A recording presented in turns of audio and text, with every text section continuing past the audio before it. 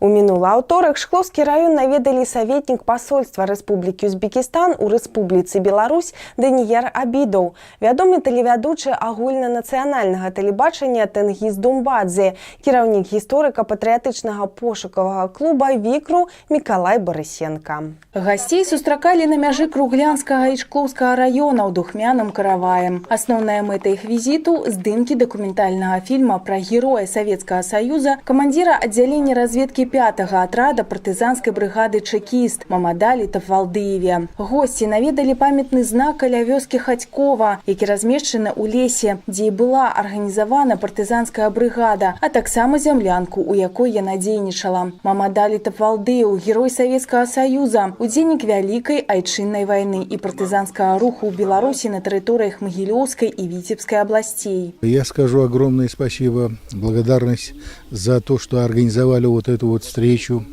наш, значит, приезд в Шкловский район.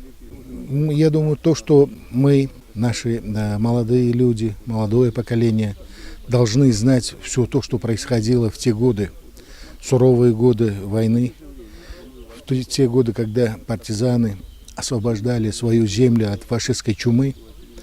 Это не только наши, значит, дети и наши последующие поколения должны знать. И большой урок то, что люди разных национальностей воевали в этих местах, освобождали белорусскую землю.